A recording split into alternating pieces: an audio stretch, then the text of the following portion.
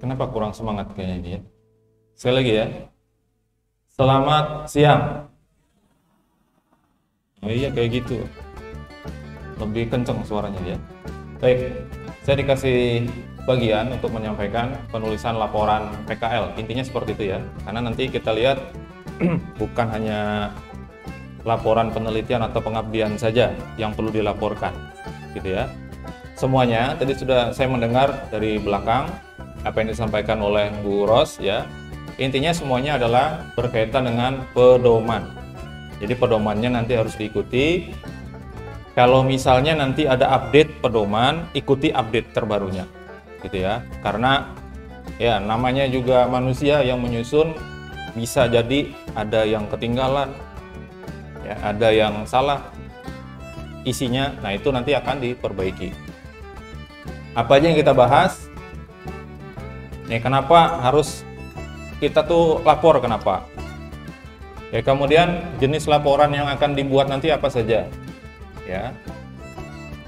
Nah, ini yang penting nih. Tahun kemarin beda-beda. Nih, yang jadi ketua gengnya siapa nih? Gitu ya. Karena setiap PKL, tempat PKL itu kan berkelompok ya. Walaupun hanya satu orang mahasiswanya tetap sebutannya kelompok. Karena nanti ada yang akan memimpin, walaupun memimpin itu tidak secara langsung di lapangannya sana, gitu ya. Nanti siapa? Ini supaya semuanya nanti sama seragam ya. Kemudian ada format laporannya, seperti apa bentuknya, dan ada cara nulisnya. Jadi bukan sembarangan cara nulis laporan, ada aturannya yang harus diikuti ya. Kalian ini semuanya sudah mendapatkan mata kuliah metodologi penelitian untuk yang S1. Sudah ya? Semester barusan kan? Atau yang D3 metode penulisan ilmiah, itu sudah dapat. Nah, itulah sebabnya kenapa PKL itu diletakkannya di semester ganjil setelah mata kuliah tersebut, supaya nulisnya jadi benar. Intinya seperti itu ya. Kemudian nanti ada tips yang saya sampaikan berkaitan dengan cara penulisan dan juga gimana caranya supaya mudah lah nulisnya, tulis laporannya. Ya. Kita lanjut saja, mudah-mudahan bisa selesai dalam waktu 15 menit. Mudah-mudahan. Nah, kenapa kita harus membuat laporan PKL? Pertama, karena kalian daftar PKL masalahnya, nah itu. Ya, coba kalian nggak daftar PKL, nggak usah bikin laporan, kan gitu ya. Ya, tapi ini adalah sesuatu yang harus dijalani karena ada mata kuliah tersendiri, 2 SKS, praktek kerja lapangan, harus diambil. Itu risikonya ya, kenapa jadi kita bikin laporan PKL. Kemudian yang kedua, nanti di dalam pelaksanaan itu ada pemikiran, pasti ada sesuatu yang dipikirkan tuh harusnya ditulis, nanti dilaporkan juga. Ya, berkaitan dengan 2 pilihan nanti. Ya, 2 pilihan dari laporan PKL, apa aja nanti ya setelah ini ya. Kemudian ada catatan tadi, ada pemikiran, ada catatan, kemudian ada sesuatu yang dilaksanakan. Ada kegiatannya. Nah, kegiatan itu harus didokumentasikan dalam bentuk apa? Catatan. Catatan itu harus dilaporkan supaya apa? Supaya diketahui benar nggak melaksanakan itu, dan nanti ada validasinya. Tadi yang ditanyakan, ada formatnya apa enggak nanti. Ya, di sini saya tampilkan formatnya ya. Kemudian sebagai bentuk tanggung jawab, karena tadi sudah mendaftar ya harus tanggung jawab sampai selesai, kecuali mau hilang gitu aja. Dan jangan sampai tidak selesai ini PKL-nya, karena PKL adanya hanya di semester ganjil. Jadi kalau tahun ini nggak lulus PKL, tahun depan baru ikut lagi. Dan ini antara ya, kalau antara berarti masuk semester ganjil, artinya nggak bisa lulus di antara itu. Jadi harus nunggu, padahal cuma sisa 1 PKL, itu pun melaksanakannya di semester antaranya itu. Ya, SKS-nya diambil di semester 7 atau semester 5, pelaksanaannya antara semester 4 atau semester 6 sampai ke semester 5 dan semester 7. Ya, jadi kalau sampai tidak lulus, sangat disayangkan, 1 tahun hilang. Kalau ternyata sudah selesai semua nih, mata kuliah habis, PKL aja 1, berarti hilang 1 semester, ditambah 1 semester lagi. Rugi. Bayarnya berapa? Semesternya? 5 juta kasih, ada angsulnya kan? Ada. Nah gitu ya. Dan itu sebagai kewajiban, kenapa kita bikin laporan ya. Lanjut aja lah. Nah, jenis laporan dalam PKL ini ada 2 macam. Yang dilaporkan itu ada kegiatan PKL-nya, yang kedua adalah luaran PKL. Ini yang diminta, yang dalam bentuk tertulis yang nanti akan diseminarkan itu adalah luaran PKL ya. Nah, kita bahas dulu yang kegiatan PKL. Kegiatan PKL ini ada yang namanya jurnal kegiatan. Nanti formatnya ada ya. Jurnal kegiatan ini adalah kegiatan harian yang dilakukan itu apa, tanggal berapa, yang dikerjakan apa. Nanti ada validasi paraf dari pembimbing tempat PKL. Ya. Kemudian daftar hadir tadi ditanyakan ya, ada formatnya. Kemudian nanti harus disesuaikan juga dengan apa yang dilaksanakan di tempat PKL. Itu ya. Nanti kita lihatlah formatnya. Kemudian ada surat keterangan, ini kalau sudah selesai melaksanakan PKL, dari tempat PKL itu memberikan atau membuat surat keterangan bahwa mahasiswa tersebut sudah melaksanakan PKL, sudah selesai. Lalu yang terakhir ada sertifikat. Sertifikat itu yang saya kasih kuning gitu ya, itu sifatnya adalah opsional. Jadi sebenarnya sudah cukup dengan surat keterangan, karena itu kan sudah menunjukkan bahwa sudah selesai gitu. Nah, lebih bagus lagi kalau misalnya ada sertifikat dari tempat PKL. Lebih bagus lagi. Ya. Nah, 4 itu tadi, kalau saya sarankan ke UP3M, Bu. Bu. Ditambah 1 yang ini. Di dalam pedoman itu yang saya terima, itu laporan luaran PKL, baik itu penelitian atau pengabdian, itu ada lampirannya surat persetujuan kerja sama kalau nggak salah dari tempat PKL. Nah itu sebaiknya masuk ke sini aja, ke kegiatan PKL, tidak masuk di dalam luaran PKL-nya dalam laporan penelitian atau pengabdian. Jadi nanti ada 5 ya, semuanya itu diunggah PDF, alamatnya ada di situ, sini ya, sini. Ini alamatnya ada di sini, nanti di pedoman juga ada disertakan alamat itu. Nah ini saya yang belum tahu nih, ini ngirimnya masing-masing atau per kelompok, Bu? Per kelompok ya? Nah kalau per kelompok berarti semua filenya nanti dijadikan satu. Jadi untuk jurnal kegiatannya jadiin satu semuanya, baru diupload. Artinya yang mengupload perwakilan mahasiswa di kelompok tersebut ya. Nah ini adalah bagian kegiatan PKL. Jadi kegiatan harian dicatat, daftar hadir, nanti kalau sudah selesai di scan semuanya, kirim gitu ya. Yang kedua, luaran PKL ada 2 macam pilihan, nanti silahkan dipilih yang mana, mau bentuknya penelitian atau pengabdian kepada masyarakat. 2 itu ya. Nah luaran berikutnya lagi, ini sifatnya opsional lagi, yaitu publikasi artikel jurnal, dipublikasikan ke jurnal ilmiah ya. Ini tugasnya dosennya, pembimbingnya nanti kalau dia mau. Kalau dia enggak ya enggak apa-apa, seperti itu ya. Tapi kalau bagusnya sih, kalau saya menyarankan dipublikasikan, nanti nama dosennya dan nama mahasiswanya juga ikut juga. Jadi kalau disitasi, kalau diambil orang, dikutip orang, nama kita ikut semuanya gitu ya. Sudah, biarkan aja. Nih ketua gengnya tadi siapa?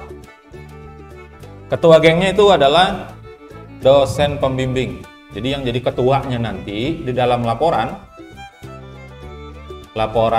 entah itu penelitian atau pengabdian adalah dosen pembimbing masing-masing ya. Karena prinsipnya adalah yang akan kita ambil ini nanti akhirnya adalah bentuknya kolaborasi antara dosen dan mahasiswa. Bukan mahasiswa dan dosen, jadi jangan dibalik ya, dosen dan mahasiswa, kayak gitu. Ya walaupun dalam pelaksanaannya nanti mahasiswa yang lebih banyak berperan. Misalnya apa? Misalnya nanti bekerja sama, saling berkoordinasi aja dengan ketua timnya, dengan dosen pembimbingnya, menentukan pilihan luaran PKL-nya apa. Mau penelitian atau mau pengabdian? Silahkan dikonsultasikan dengan dosen pembimbing. Kira-kira yang mana? Sesuai dengan keadaannya. Jadi yang disampaikan Bu Ros tadi ya, pada saat awal datang sudah melakukan observasi, betul. Memang harus begitu, lihat dulu keadaannya gimana. Ya.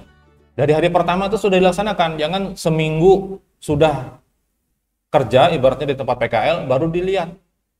Ya, nanti susah ketika nyusun laporan, ini lambat jadinya.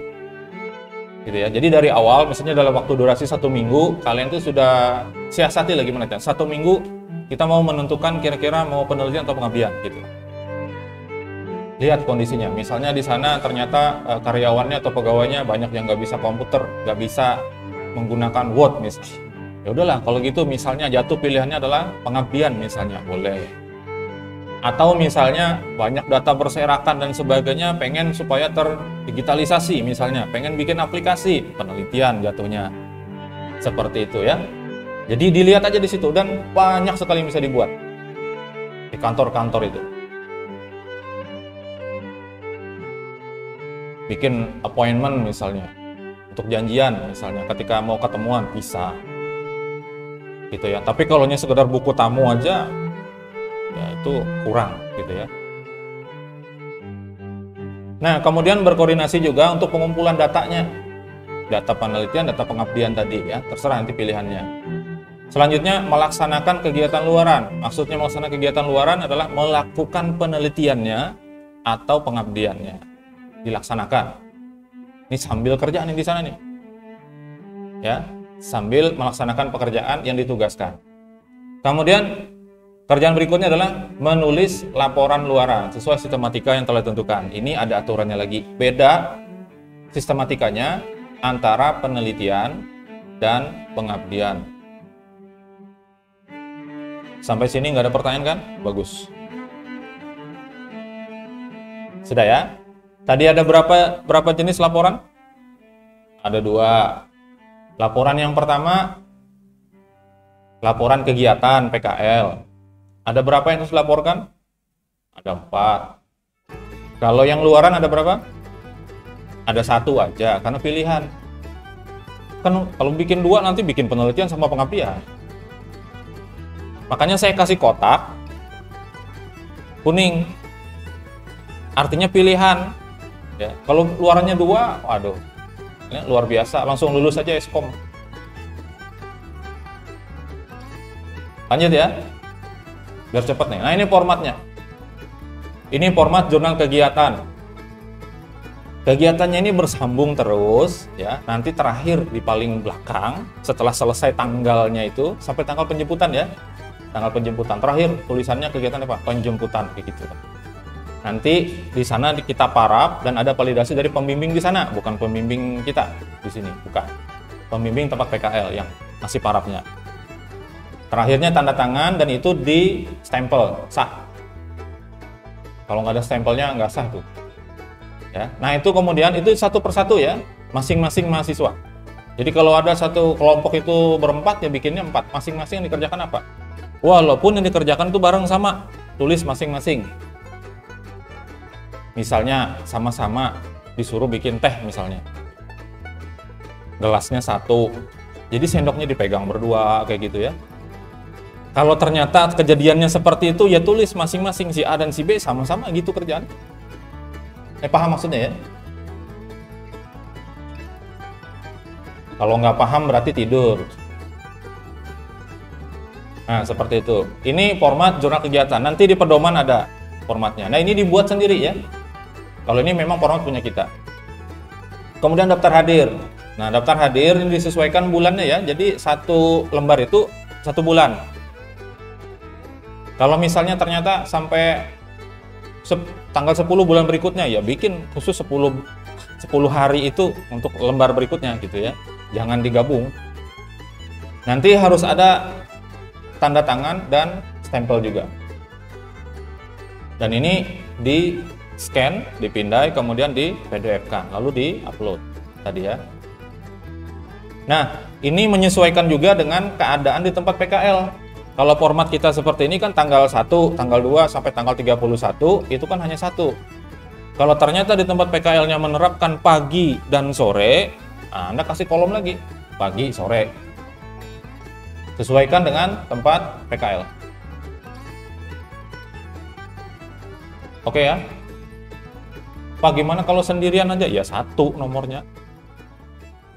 Gimana kalau saya bikin 2, Pak? Kalau sendiri ngapain dibikin 2? Maksa banget pengen. Gitu ya. Oke, lanjut ya. Saya kira ini nggak ada pertanyaan.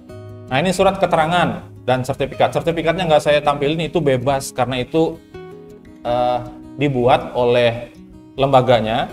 Jadi kita nggak bisa paksa harus seperti ini formatnya ya. Tapi kalau surat keterangan itu juga tidak bisa kita paksa, tapi setidaknya ada gambaran seperti ini yang intinya menyatakan bahwa Anda masing-masing, ini satu surat satu ya, satu orang. Masing-masing itu dinyatakan telah selesai melaksanakan PKL di tempat tersebut. Itu intinya seperti itu isinya. Formatnya kurang lebih seperti ini. Biasanya kantor-kantor itu ya mereka itu nyerahkan ke mahasiswa, ya kalian bikin aja nanti kami tanda tangan, biasanya gitu. Nah, kalau seperti itu maunya sana, kalian bikinlah format sesuai dengan nanti yang ada di pedoman gitu ya. Kalau ternyata nanti dikasih sertifikat juga, tapi kalian yang suruh bikin. Kalau perlu inisiatif aja, kalian bikin desainnya. Ini Pak, sertifikat buat kami. Jadi sebenarnya dari diri kalian sendiri ngasih. Gitu ya. Tapi tanda tangan dari sana kan, jadinya dari sana juga yang ngasih. Ya bisa seperti itu. Nggak ada kan yang ditanyakan? Terus saya lanjut aja, 15 menit. Nah, kemudian untuk luaran. Kalau tadi itu urusan kegiatan PKL-nya. Nah, sekarang ke laporannya. Ada 2 macam tadi, penelitian atau pengabdian. Secara umum, susunannya terbagi 3, yaitu bagian awal, bagian isi, dan bagian akhir. Samalah. Kalau kemarin mata kuliah metodologi penelitian disampaikan, mudah-mudahan sih disampaikan strukturnya TA kita seperti apa gitu ya, supaya jadi tahu. Nah, intinya seperti ini, ada bagian awal, bagian isi, dan bagian akhir. Secara umum dulu, aturannya adalah laporannya diketik di kertas A4. Udah tahu ya, tinggal pilih aja 4 atau kuarto. Marginnya ini standar nih, dari atas kanan kiri, atas kanan bawah itu 4 4 3 3. Jadi kirinya itu karena ada buat jilitan, makanya dikasih 4 ya. Atas itu supaya bagus sedikit lah gitu, jadi 4. Sedangkan kanan dan bawahnya itu masing-masing 3 cm. Seluruh naskah itu tidak terkecuali berarti.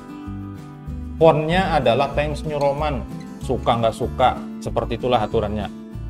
Ukurannya 12 poin, 12 PT tulisannya kalau di aplikasi pengolah kata itu ya. Dan spasinya semuanya 2, double spasinya, kecuali nanti ada aturan yang menyebutkan harus 1. Nah gitu. Jadi secara default dulu kita mikirnya ini semuanya ini 2 spasinya gitu bikinnya ya. Nanti akan ada yang spasinya 1. Istilah asing, ini aturan umum ya, istilah asing dicetak miring. Misalnya kalian menggunakan kata ya online itu belum diserap ke bahasa Indonesia. Online itu sudah diganti namanya menjadi online. Daring. Kalau daring nulisnya nggak usah dimiring-miringin ya, tapi kalau pakai kata online harus miring gitu ya. Kemudian kata web dimiringin nggak? WEB dimiringin apa enggak? Enggak. Kalian nanti cek di KBBI daring. kbbi.kemdikbud.go.id ya. Nanti lihat di situ, ketik aja itu katanya. Ya, error misalnya. Kalau kalian pengen bahasa Indonesia, nggak pakai kata error. Kalau pakai kata error harus miring. Tapi kalau nggak kepengen pakai kata error supaya dia tetap tegak misalnya gitu, cari apa padanan kata error. Ada yang tahu nggak? Galat. Nanti mouse misalnya, mouse jadi tetikus. Nah, kira-kira lebih enak mana kita gunakan? Nah, seperti itu ya. Nanti silakan semua cetak miring kalau dia istilah asing, termasuk kalau misalnya menggunakan bahasa daerah. Kalau misalnya nulis di situ ya, ada ngutip apa gitu, bahasanya bahasa daerah. Ya, bahasa daerahnya itu bukan bahasa Indonesia kan, dimiringkan juga. Nah ini, ya ini aturan umum nih. Semua isi tabel ditulis dengan spasi tunggal. Nah, beda dengan yang tadi. Kalau naskahnya spasinya 2. Tapi kalau ada tabel, di dalam tabel itu semua spasinya 1. Dan ini paling sering juga terjadi kesalahan. Kalau ngetik awal, bikin format itu, silahkan diblok dulu semuanya. Kemudian klik kanan, pilih paragraf. Biasanya di situ ada after dan before dari paragraf itu. Ya, nah itu silahkan dinolkan dulu. Karena biasanya antar paragraf itu sudah ada jarak. Biasanya ada before-nya. Ya, before itu nanti yang akan membuat dia jadi aneh. Contoh seperti ini ya. Ini pada saat di enter dia akan ada jarak seperti ini.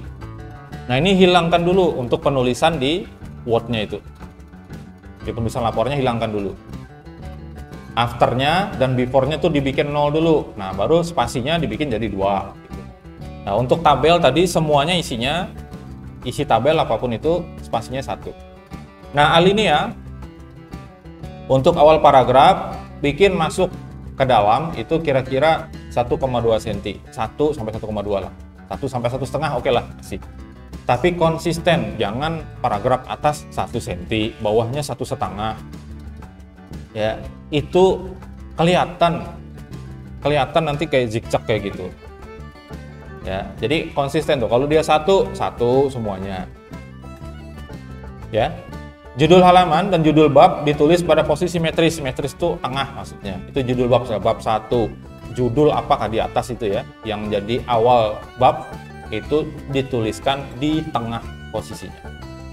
Nanti kita lihatlah contohnya ya. Sistematika bagian awal. Kalau tadi aturan secara umum semuanya dari awal sampai akhirnya. Nah ini sistematika dan tata tulis bagian awalnya.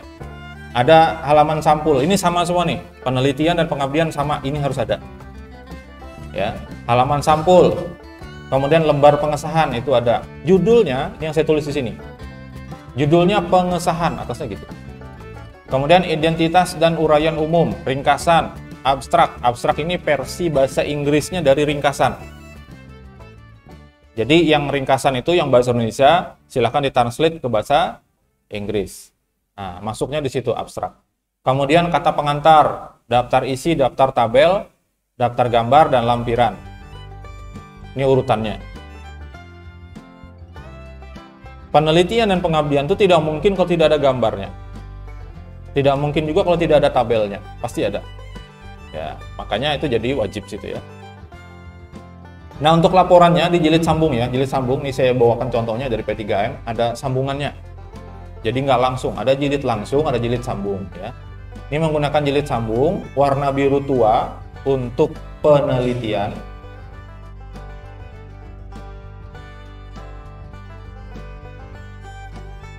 Kebalik saya nulisnya. Kebalik. Warna biru tua untuk pengabdian. Itu kebalik ya. Nih, seperti inilah. Ya, kemudian yang untuk penelitian warna apa ini? Warna unyu. Ya, ini laporan akhirnya begini ya. Ya. Nah, semua naskah di bagian awal ini, bagian awal dari sampul sampai dengan daftar lampiran itu ukurannya sama, Times New Roman 12. Tapi spasinya 1. Nah, kalau tadi secara umum semuanya ya. Sekarang ada pengecualian nih. Semua daftar itu dari halaman koper sampai dengan daftar lampiran itu spasinya 1, termasuk kata pengantar 1 spasinya. Ini pengecualian ya. Nah berikutnya untuk bagian awal ini nomor halamannya itu formatnya adalah Romawi kecil pakai huruf I, nanti halaman 2 nya I2 gitu ya, I3 dan seterusnya. Pakai Romawi kecil, posisinya di mana? Posisinya di tengah bawah semuanya. Bukan yang satu di bawah nanti di kanan atas gitu, bukan. Itu lain lagi aturannya. Nah, untuk bagian awal itu semuanya berada di tengah bawah dalam format Romawi kecil. Sudah pernah bikin kan? Bisa kan? Bikin satu buah file. semuanya bisa masuk di situ, yang beda-beda format halamannya, bisa kan? Harus bisa. Ya, judul halamannya ditulis simetris tadi, misalnya pengesahan itu ada di tengah, gitu ya. Ringkasan, abstrak, dan seterusnya itu posisinya di tengah. Baru nanti di bawahnya ada daftar-daftarnya. Nah, ini contohnya. Kelihatan ya? Nah, semuanya, ini untuk penelitian dan pengabdian, semuanya, tadi spasinya 1. Ya. Di atas, di bagian kanan atas, itu dimasukkan tulisan seperti ini, dosen dan mahasiswa. Makanya tadi ketua gengnya dosen. Ini bukan kolaborasi mahasiswa dan dosen, tapi dosen dan mahasiswa. Seperti itu. Jadi baik itu laporan penelitian ataupun laporan pengabdian, bedanya ada di mana? Bedanya hanya di sini. Nih. Kemudian di sini. Judul. Nanti ada judulnya tuh, penelitian tuh judulnya apa, pengabdian tuh judulnya apa. Ya, kalau di sini dicontohkan ya, yang untuk penelitian, Sistem Informasi Pengolahan Data Kepegawaian Satpol PP Provinsi Kalimantan Tengah berbasis web. Seperti itu. Kalau yang pengabdiannya, judulnya Implementasi Kegiatan Informasi Publik pada Dinas PU dan Tata Ruang Kota Palangkaraya. Seperti itu, ada judulnya ya. Dan atasnya juga disesuaikan. Kayak tadi. Namanya di sini, karena ketua gengnya dosen, nama dosennya dulu. Jangan gara-gara udah suka sama dosennya taruh di bawah, bahkan dihapus nama dosennya. Nah, jadi mahasiswa durhaka nanti. Oke ya, di atas. Kemudian sisanya terserah, jangan rebutan kalian itu. Saya mau nomor 2 misalnya, pakai undian aja lah. Karena dinilai akreditasi, dinilai kredit itu anggota itu sama nilainya semua. Yang beda hanya ketuanya. Ketuanya itu lebih besar nilainya, pokoknya penulis pertama itu lebih besar, sisanya itu bagi rata semua, jadi nggak ada bedanya, sama aja ya. Jadi nanti yang jadi anggotanya jangan berantem, saya duluan, saya terakhir aja misalnya, terserah juga kalau mau. Tapi kalau mau terakhir semua gimana nulisnya? Susah kan? Akhirnya nulisnya ke kanan ya, namanya si A, si B, si C, nah itu sama rata, tapi salah menurut penulisan. Kemudian lembar pengesahan, nanti lihat di pedoman ada. Lembar pengesahan seperti ini. Kalau di sini ada judul penelitian tulisannya, nanti silahkan dirubah, disesuaikan aja menjadi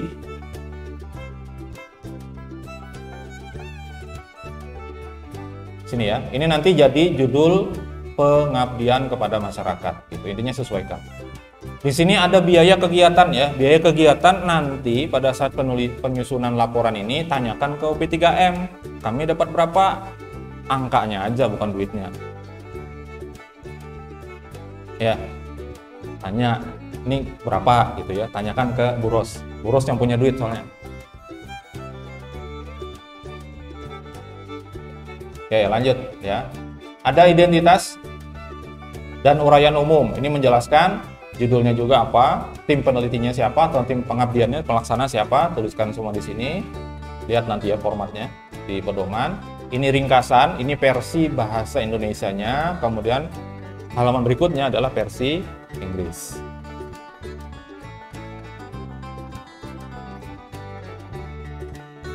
Ini kata pengantar, contohnya seperti ini, udah tahu lah ya itu ya. Kemudian daftar isi. Nah ini, dibikin ada formatnya seperti itu, jangan rata sebelah kiri semuanya. Ya, bikin orang susah baca jadinya. Ini bagian dari yang mana ini poinnya ya. Setelah daftar isi, daftar tabel, kemudian daftar gambar, daftar lampiran. Usahakan ya. Kalau saya bahasa halus saja mengusahakan, harusnya sih Anda wajib menggunakan yang namanya penomoran otomatis. Tabel itu nomornya otomatis. Jadi kalau ternyata kita nambahin isinya, nanti dia pindah ke halaman sebelah, di daftar tabel tuh halamannya otomatis pindah juga. Bisa ya bikin ya? Kalau nggak bisa, ya harus bisa. Daftar tabel, daftar isi juga otomatis. Kalian udah bikin formatnya, nanti daftar isi tinggal di generate aja. Klik update, langsung masuk semuanya sama nomor halamannya sudah. Bisa itu. Ya, silahkan cari tutorialnya banyak. Daftar gambar juga sama. Bikin otomatis. Ada gambar 1, gambar 2, dan seterusnya. Bikin otomatis. Jadi nanti ketika bikin daftar gambar, langsung generate jadi semuanya. Dan itu pasti tepat nomor halamannya. Dan ketika di PDF kan, kalau diklik dia akan langsung arah ke sana. Seperti itu. Daftar lampiran sama. Bedanya daftar lampiran tidak pakai nomor halaman. Seperti itu. Ada pertanyaan? Nggak ada kan? Sampai sini dulu ya, benar-benar. Kalau ada pertanyaan. Nggak ada, lanjut aja. Nah, sekarang bagian isinya. Wih, banyaknya Pak, nyesel saya mau daftar PKL. Nggak bisa, tahun depan tetap harus daftar juga kalau mau lulus. Ya, jadi lebih baik sekarang aja, ya kan? Sistematika luarannya, baik itu penelitian maupun pengabdian, isinya kurang lebih sama, tapi ada bagian yang berbeda. Ya. Bab 1 sama-sama pendahuluan, tapi isinya berbeda. Bab 2 untuk penelitian dan pengabdian beda ya. Penelitian, jumlah babnya ada 7, pengabdian jumlah babnya ada 8. Pilih mana? Pilih 7 bab atau 8 bab? Dalam pikiran itu nyari yang paling sedikit. Ya. Tapi berdasarkan pengalaman, pelaksanaan yang paling sulit itu adalah penelitian. Pengabdian tuh mudah. 2 hari selesai pengabdiannya. Kalau penelitian, ya rasakan sendiri aja nanti, tergantung ya sama dosennya ya. Konsultasikan sama dosennya, nanti masalah di sana apa kira-kira yang perlu diselesaikan, perlu dibantu dengan produk tertentu kah, atau hanya dengan kita ngomong aja bisa. Ngomong tuh maksudnya kita ajari gitu ya, pengabdian kah atau penelitian. Oke, seperti ini ada beda ya. Bab 2-nya di penelitian tinjauan pustaka, sedangkan pengabdian beda. Saya bahasnya di sini aja yang lebih detailnya. Nah, ini penelitian, isi dari penelitian. Bagian 1, pendahuluan. Ada latar belakang, kenapa meneliti itu, masalahnya apa, kemudian dirumuskan masalahnya, lalu dibuat batasan masalahnya, ini penting, batasan masalahnya. Supaya nggak kemana-mana nanti pembahasannya ya, atau supaya tidak ditanya kemana-mana. Kalau sudah ada batasan tuh ngomong, saya nggak bahas itu, di batas masalahnya ada ditulis. Gitu ya. Kemudian ada tujuan dan manfaat dari penelitian ini apa. Jangan lupa nanti memasukkan di dalamnya, selain manfaat untuk penulisnya, untuk penyusunnya, untuk tempat PKL, untuk STIMIK apa, perlu ditambahkan satu lagi, bagi ilmu pengetahuan. Penelitian itu tuh larinya ke situ semua, ke ilmu pengetahuan. Sudah diajari yang namanya novelty, tahu? Metodologi penelitian. Ada dikasih tahu, pernah dengar novelty? Ada riset gap namanya. Yang membedakan antara yang sudah ada dengan yang akan kalian laksanakan itu apa? Bedanya. Nah, seperti itu. Kemudian tinjauan pustaka ada 2 dalamnya, ada landasan teorinya, teori yang digunakan nanti apa, kemudian penelitian yang relevan dengan yang akan diteliti itu apa, masukkan di situ. Misalnya 5-10 penelitian yang sudah ada, masukkan. Sama-sama misalnya membahas tadi tentang pengolahan data kepegawaian, cari 5-10 artikel yang membahas tentang itu. Nanti dicari bedanya dengan kalian itu apa, yang kalian mau angkat penelitiannya itu apa, gitu. Metode penelitian. Nah, di sini ada jenis penelitiannya apa, kualitatif, kuantitatif, research and development kah, atau apa lagi yang namanya yang lain. Lokasinya kak di mana, atau objek ya, lokasi atau objek. Kemudian tahapan penelitian. Kalau di TA itu namanya desain penelitian. Kalian ini menyusun penelitian itu langkahnya apa aja? Ada pengumpulan datanya, ada analisis, ada apa lagi, sampai dengan terakhir nyusun laporan. Ya, teknik pengumpulan data yang digunakan apa saja? Ada wawancaranya, ada observasi, ada apa lagi? Banyak, tergantung yang digunakan apa. Analisis data, data yang sudah dikumpulkan dianalisis, hasilnya bagaimana? Terus, bagian 4, bab 4, anggaran biaya dan jadwal penelitian. Ini ada formatnya tersendiri. Anggaran biaya yang dibutuhkan untuk penelitian ini berapa, rinciannya seperti apa. Ya. Jadwal penelitian, mulai dari awalnya penentuan identifikasi masalah misalnya sampai dengan penyusunan laporan itu ada timelinenya. Ini nggak perlu terlalu banyak dibahas karena sudah dapat barusan, semester barusan. Ya. Hasil penelitian dan pembahasan, hasilnya apa? Dari penelitian ini dibahas bagian yang keduanya. Lalu yang ketiga, luaran penelitiannya apa yang sudah dilaksanakan. Kalau belum ada, misalnya ya belum. Ya, itu opsional ya, yang luaran penelitian. Yang ininya sifatnya opsional, jadi bisa ada, bisa tidak. Kalau misalnya setelah diteliti, kemudian dipublikasikan, sampai pengiriman misalnya, nah itu luarannya berarti sampai proses submit, pengiriman, itu masuk di situ. Luarannya apa? Diterbitkan di jurnal ini, sekarang posisinya pada posisi submission, misalnya kayak gitu. Atau sudah review, misalnya, atau bahkan sudah terbit misalnya, di nomor berapa, volume berapa, jurnal mana. Seperti itu. Kemudian rencana tahapan berikutnya, ini rencana berikutnya mau ngapain? Terus tahapannya apa lagi yang mau ditempuh nih untuk melaksanakan rencana tersebut. Yang terakhir, bab penutup. Nah, penutup ini isinya adalah kesimpulan. Yang kedua, saran. Saran itu yang tidak bisa kita kerjakan, apa? Masukkan dalam saran. Kesimpulan itu menjawab rumusan masalah yang ada di sini di bab 1. Kalau rumusan masalahnya 1, kesimpulannya juga 1, tapi nggak perlu pakai poin. Ya, kalau hanya 1. Jadi aneh, salah kalau rumusan masalahnya hanya 1, bagaimana, begini, sudah, itu aja, 1 itu aja. Kesimpulannya ternyata 1, 2, 3, ini jawab yang mana? 1 ini jawab yang mana, 2 jawab yang mana, 3 jawab yang mana? Gitu. Itu kalau penelitian. Ada 7 bab. Sekarang pengabdian beda urutannya. Pendahuluan, ada analisis situasi, lihat situasinya seperti apa di tempat PKL, kemudian identifikasi masalahnya apa sih mereka ini. Dah ya. Lalu solusi dan target luarannya. Solusinya kira-kira apa? Jelaskan di bab 2. Lalu target luarannya apa? Nanti hasilnya pengennya seperti apa? Itu hipotesis namanya. Ya. Bab 3, metode pelaksanaannya, pendekatan yang ditawarkan. Modelnya seperti apa nih? Gaya dalam pengabdiannya seperti apa? Terus partisipasi mitra, keterlibatan dari pesertanya bagaimana? Perlu dijelaskan di situ.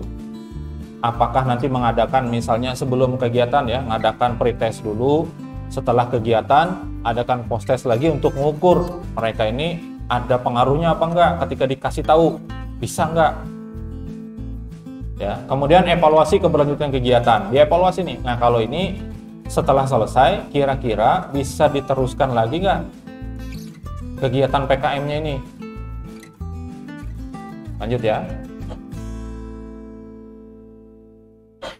Bab 4, kelayakan perguruan tinggi. Nanti sambil dilihat juga di pedomannya, ada kinerja lembaga seperti apa, dilihat. Makanya tadi ketika sudah datang ke sana, kira-kira lah dalam waktu 1 minggu itu kalian tuh observasi, lihat aja, lihat. Oh, seperti ini cara kerjanya misalnya, santai sekali misalnya gitu ya. Kalau keluar masuk bebas saja misalnya. Ini ada sesuatu yang salah apa enggak? Ini kira-kira layak nggak kalau kita ngadakan ini untuk mengubah itu misalnya? Karena ada orang yang mau didisiplinkan nggak mau. Hati-hati ya nanti ya. Nah, jenis kepakarannya, kepakaran bidang ilmu kita maksudnya, cocok nggak nanti pada saat diterapkan? Memang dibutuhkan atau tidak? Ya, kalau misalnya ngajarin bikin apa namanya, bikin flyer tuh nanti kepake apa enggak sih sebetulnya di lembaga itu? Ya, kita sesuaikan dengan kepakaran kita dan mitra. Gitu. Kemudian susunan tim pelaksana, siapa yang jadi ketuanya, siapa? Di situ dikasih juga apa yang dia kerjakan. Ada 1, 2, 3, 4, 5 orang. Apa yang dikerjakan oleh masing-masing. Kemudian anggaran, biaya, dan jadwal kegiatan sama dengan penelitian tadi. Hasil dan luaran kegiatan, ini pelaksanaan kegiatan dijelasin apa aja yang dilaksanakan, kemudian hasilnya bagaimana, itu berhubungan dengan pretest dan post-test tadi. Sebelum dikasih sebelum dikasih pelatihan, nilainya misalnya segini. Kemudian kita kasih pelatihan. Setelah itu dites lagi, nilainya naik apa enggak. Kemudian luaran kegiatan, apakah tadi dipublikasikan juga atau tidak, dan seterusnya ya. Nah, rencana tahap berikutnya dan bab penutup itu sama dengan penelitian.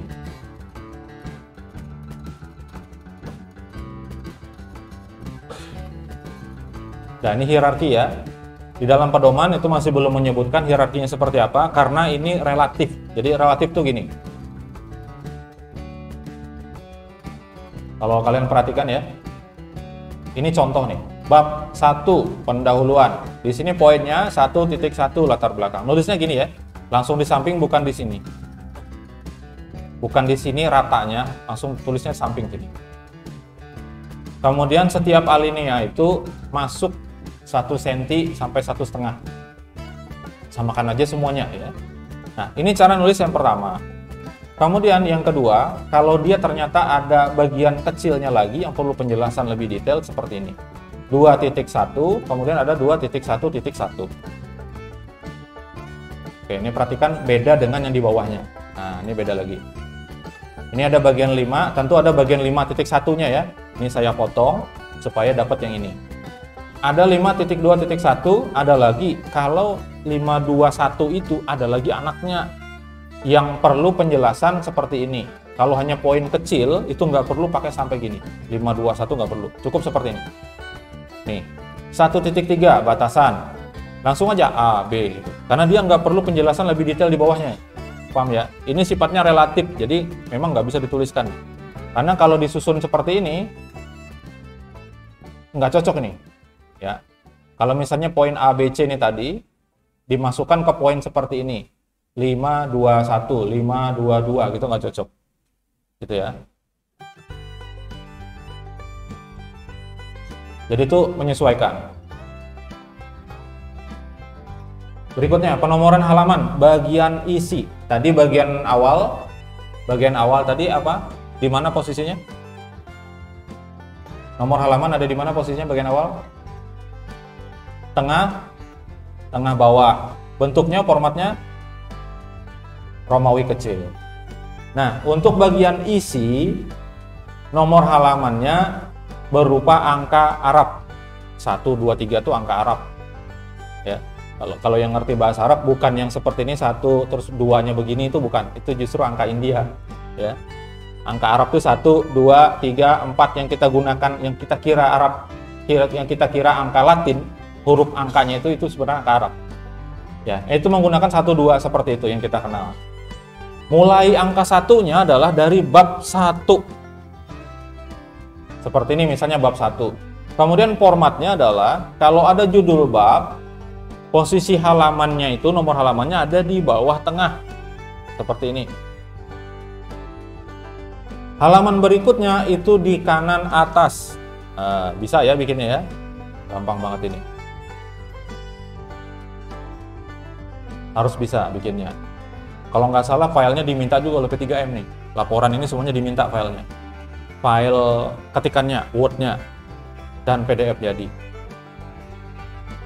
Ya, jadi jangan bikinnya kayak zaman Bahari. Bab 1 dipisah, bab 2-nya dipisah. Ya, bikin dalam satu file aja. Semuanya seperti ini. Ada judul bab lagi, dia di bawah tengah. Berikutnya di kanan atas. Begitu seterusnya sampai tangkiling sana kalau misalnya halamannya sampai sana. Nah, kemudian lagi saya balik ke sini lagi ya. Ini tadi, silahkan gunakan heading untuk ini. Menggunakan heading, kalau tabel dan gambar pakai caption. Ini menggunakan heading supaya diketahui heading 1, ini heading 2. Nanti itu bisa di-generate otomatis untuk daftar C. Gitu ya. Jadi nggak perlu capek-capek nih. Lihat lagi bolak-balik halaman berapa. Begitu ditambah halamannya berubah lagi semuanya. Kalau dengan cara otomatis, maka tinggal di-refresh, di-update saja daftar isinya, maka dia berubah semuanya. Gitu ya. Penomoran tabel dan gambar, ini pakai yang namanya caption. Ya, jadi kalau ada tabel, taruh kursornya di atas sini. Penulisan nama tabel itu di atas tabelnya. Kemudian urutannya perhatikan, ini kalau dia di bab 5, depannya 5. Terus diurutkan, tabel itu tabel keberapa di bab tersebut. Kalau ini 51 berarti tabel pertama di bab 5. Kalau tabel lagi di bawahnya berarti 5.2 dan seterusnya. Berlaku juga untuk gambar. Bedanya gambar ditaruh di bawah gambar. Gambar seperti ini, taruh di bawahnya gambar 2.2. Berarti gambar yang ada di bab 2 urutan ke 2 gambarnya. Lalu dikasih judul gambarnya apa di sini. Kemudian perlu diperhatikan kalau kalian itu ngutip tabel misalnya dikutip, dari mana ngutipnya itu dituliskan sumbernya di bawah sini. Di bawah sini, sumber misalnya. Kalau aturan yang benar begitu ya. Sumbernya dari mana? Kalau dari buku, ya buku. Kalau artikel apa situ masukkan. Nanti ada di bagian citasi. Ya. Gambar juga sama. Ini dari buku siapa? Kebetulan saya ngutip diri saya sendiri. Ini ya. Sumber ini ada. Dan ini nanti tercantum di dalam daftar pustaka. Itu. Bedanya sekali lagi untuk tabel, judul tabel ada di atas. Kalau gambar ada di bawah. Nomor urutnya berdasarkan bab dan urutan gambar pada bab tersebut. Tabel berlaku hal yang sama.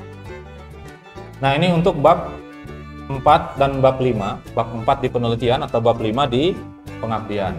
Ada anggaran dan jadwal. Anggaran seperti ini, ada aturannya di dalam pedoman.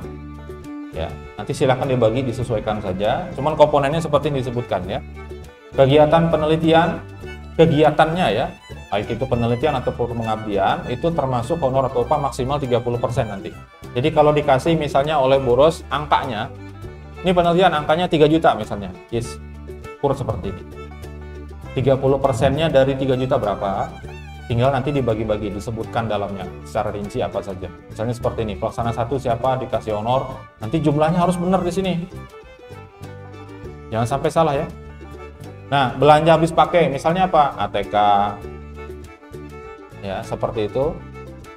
Maksimal 20% dari yang dianggarkan itu. Belanja non operasional, misalnya bikin proposal, laporan, nanti untuk publikasi, biaya publikasi misalnya beragam, ada yang 250, ada yang sampai 1 juta. Nah, tapi maksimal dianggarkannya di sini adalah 30%. Biaya transportasi kesana kemarinya dan akomodasi maksimal 20% juga. Nah, seperti itu.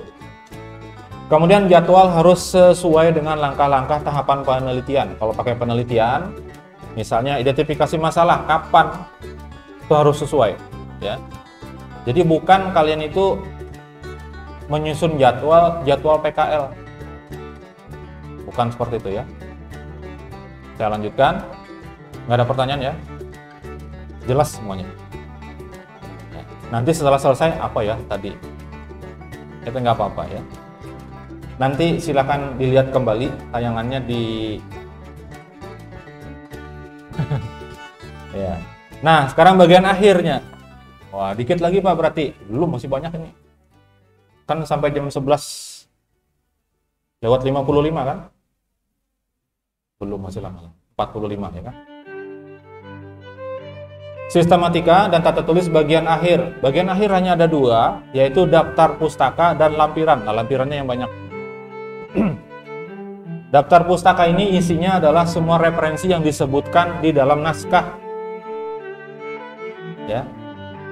Apakah itu berupa buku, artikel ilmiah, berupa jurnal, atau yang lainnya yang digunakan di dalam naskah. Ketika kita ngutip misalnya ya, itu semuanya harus masuk daftar pustaka. Nah, pustaka yang jadi referensi disyaratkan harus yang terbaru. Karena apa? Itu ilmu pengetahuannya update. Untuk artikel itu paling tua 5 tahun dari sekarang. Jadi kalau sekarang tahun 2024, kutipan artikel paling tidak 2019. Gitu ya. Kalau lebih tua dari itu dicoret. Nah, sedangkan buku bisa 10 tahun. Oke. Nah, format penulisan citasi atau kutipan, saya bersangka baik kalian sudah diberitahu. Cuman kaliannya mau tahu apa enggak? Nah, itu. yaitu menggunakan fitur yang ada di aplikasi pengolah kata atau menggunakan aplikasi bantuan untuk manajemen referensi, misalnya menggunakan Zotero atau Mendeley. Sudah dikasih tahu ya, cara penggunaan Zotero atau Mendeley sudah ada. Apa yang disampaikan? Zotero atau Mendeley? Mendeley lain keledai, lain kedelai. Mendeley atau Zotero pakai aplikasi supaya apa? Ketika dikutip otomatis. Nanti bikin daftar pustaka otomatis juga. Tinggal klik generate, thread, langsung semuanya yang kita kutip masuk, pasti nggak akan ada yang hilang. Pakai itu ya. Dan ini improve ini Bu, supaya sama semuanya. Gunakan gaya citasi sama dengan TA kita, yaitu Harvard Anglia. Nah, cari itu. Bukan menggunakan apa style, bukan menggunakan MLA, bukan menggunakan Turabian, Chicago, dan seterusnya, bukan.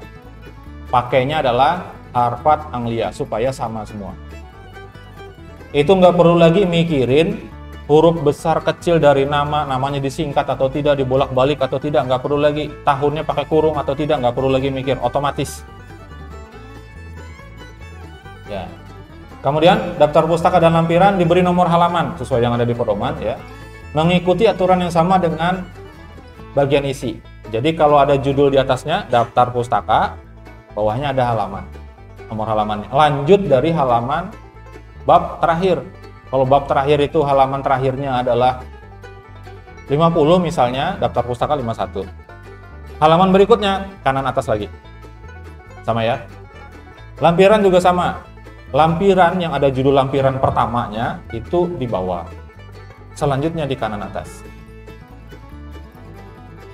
Ini contoh. Jadi untuk bagian akhir ini menggunakan yang namanya hanging indent. Ini seperti ini. Bukan depannya yang jadi alinea, tapi bagian baris kedua dan seterusnya yang masuk ke dalam. Itu aturan baku sudah. Ya, jadi jangan diratakan kiri semua. Jadi kalau pakai aplikasi, bantuan aplikasi seperti ini hasilnya. Entah pakai Mendeley atau pakai Zotero atau seperti ini. Kalau di artikel jurnal akan muncul di sini DOI-nya. Digital Object Identifier-nya langsung muncul otomatis. Yang kalau diklik ini akan ngarah langsung ke artikel asli. Kalau kalian manual nggak akan ada itu. Jadi saya sarankan nanti menggunakan aplikasi ya. Kemudian lampiran, contoh ini sampai lampiran 17 misalnya dikasih itu. Nanti ini di generate juga masuk ke dalam daftar lampiran. Kelihatan nomor halamannya. Seperti itu. Lampirannya ini berdasarkan pedoman. Pertama ada biodata, ketua dan anggota tim. Ketuanya tadi siapa? Ketua gengnya tadi siapa? Ya, dosen. Anggotanya? Mahasiswa. Masing-masing punya format sendiri. Yang ketuanya nanti ada formatnya sendiri, yang anggotanya ada juga. Kemudian lampiran yang kedua yang harus dilampirkan, susunan organisasi dan pembagian tugasnya. Ini si A nih apa yang dikerjain itu ada di dalam lampiran. Yang ketiga, naskah publikasi dalam format artikel. Ini kalau ada, misalnya sudah dikirim, formatnya seperti apa yang dikirimkan, statusnya sampai kirim, atau sudah publish misalnya, sudah terpublish tuh masukin dalam lampiran. Ada buktinya bahwa sudah terpublikasi. Yang publikasikan siapa? Dosennya. Karena yang perlu kredit itu dosennya. Nanti ya. Tapi kalau diminta tolong dosennya buat submit, terserah. Mau bantu mau enggak. Oke. Kemudian dokumentasi pelaksanaan. Foto-foto selama kegiatan. Bukan kegiatan PKL-nya ini. Karena luarannya adalah penelitian atau pengabdian. Maka kegiatan penelitiannya itu yang dipoto. Yang dimasukkan di sini ya, dan dikasih keterangan foto itu, jangan masukin foto aja, orang nggak ngerti ini foto apa, lagi duduk kayak gini. Nah, maksud hati itu menjelaskan bahwa sedang ngerjakan penelitian ya, tapi kan orang persepsinya bisa macam-macam, bisa lagi nonton apa kan gitu. Jadi dikasih narasi di bawahnya, ini gambar menunjukkan sedang apa.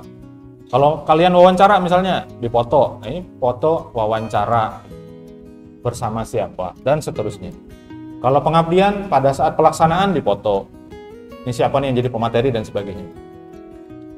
Kalau ada kuesioner yang dikasih kepada responden atau kepada peserta pengabdian, misalnya peserta pelatihan, silahkan dimasukkan. Ada soal untuk pretest dan post-test dan hasilnya misalnya. Hasilnya sebelum dilaksanakan pelatihan rata-ratanya 60% misalnya yang bisa. Setelah pelatihan dibuktikan dengan hasil post-testnya misalnya jadi 70%, lumayan lah naik. Kan gitu. Lalu kalau ada lagi source code atau snippet itu potongan dari kode program yang penting untuk dimasukkan itu kalau perlu. Ya. Kalau pelatihan biasanya ada materi seperti gini, slide. Tadi ada pertanyaan, dibagi apa enggak?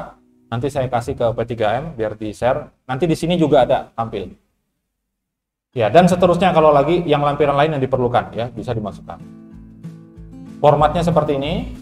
Ini untuk biodata ketua dan anggota. Ini sebenarnya ketua saja. Ya, seperti ini. Ini ada sampai formatnya 4 halaman. Ini silahkan kalian buat formatnya, kasih ke dosennya, dosen suruh ngisi. Jangan kalian yang ngisi, dapat dari mana datanya? Nggak tahu.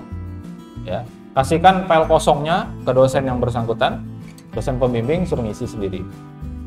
Nanti tinggal minta aja. Awas kalau kada diisi Pak, misalnya. Tapi kalau sampai berani kayak gitu, luluskan aja lah. Kemudian untuk anggota seperti ini pendek aja kalau anggota. Yang ini anggota ya. Nanti di pedoman itu ada.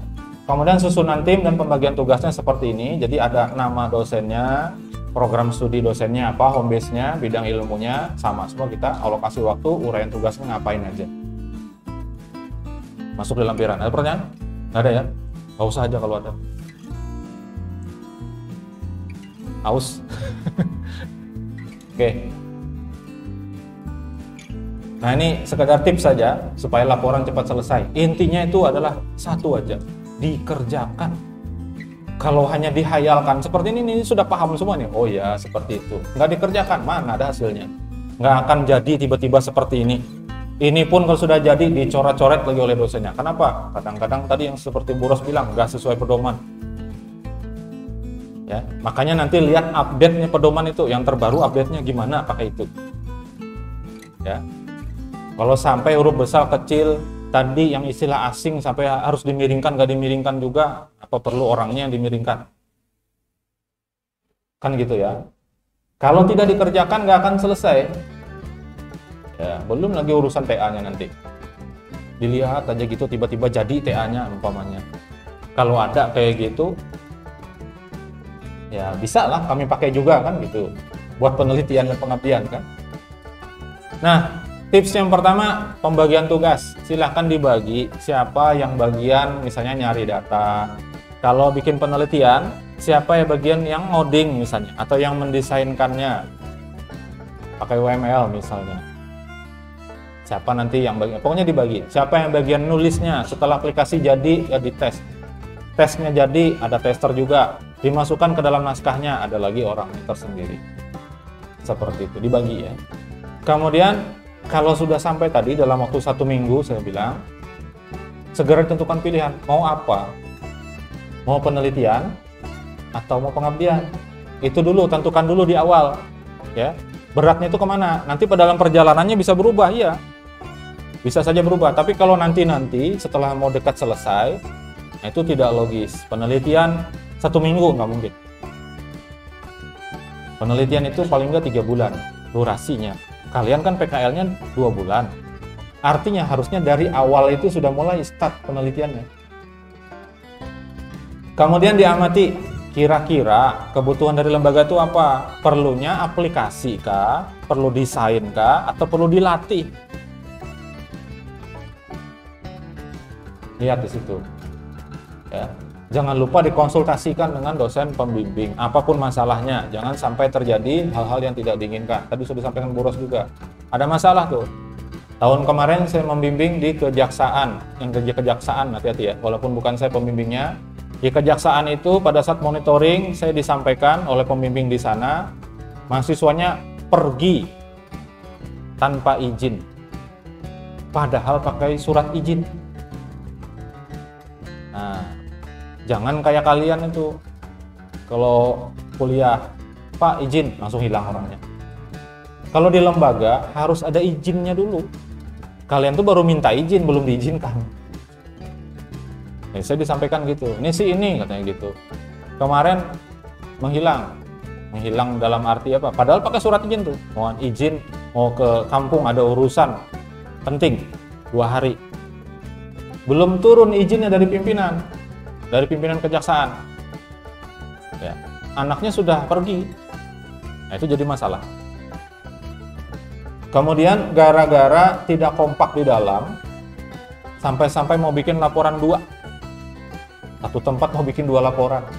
Yang satu penelitian, satu kami mau pengabdian aja Pak. Saya konsultasi 3M, nggak boleh. Pokoknya harus satu aja, satu kelompok. Jadi silakan bekerja sama dan sebaik-baiknya. Ya. Saran saya buat kerangka laporan luaran ini. Kalau sudah tentu pilihannya mau pakai penelitian, buat kerangkanya tadi yang bab 1 sampai bab 7 atau pengabdian bab 1 sampai bab 8.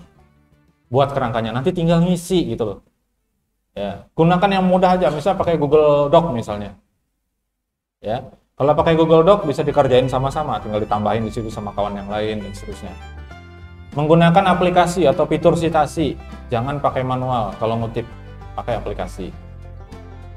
Kemudian disiapkan dan diarsipkan bahan kegiatan pada saat kalian ini melaksanakan penelitian atau pengabdian.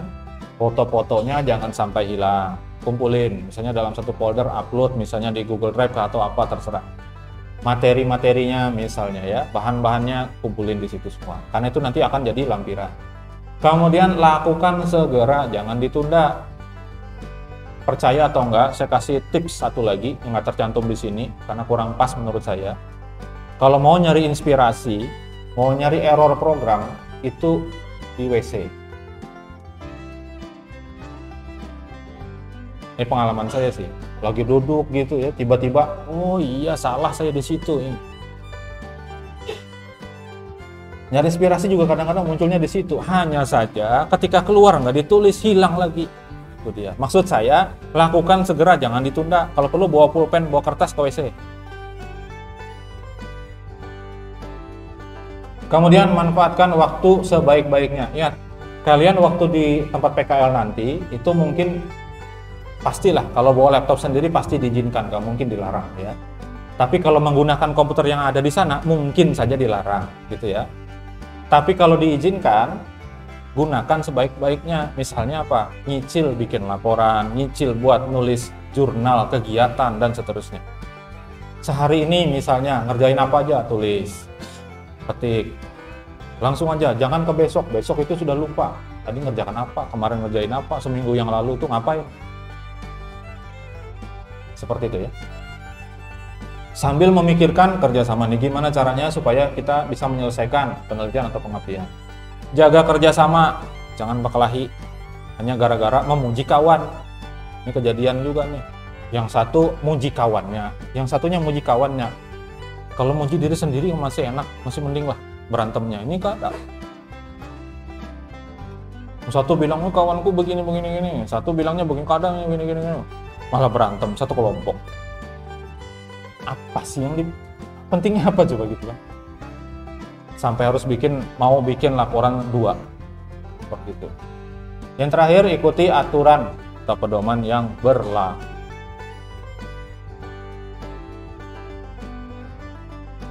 Sudah ya? Ada pertanyaan? Nggak perlu sesi tanya jawab lagi karena sudah dari tadi tanya pertanyaan, nggak ada pertanyaan nggak? Ya, sudahlah, ini terakhir ya apa?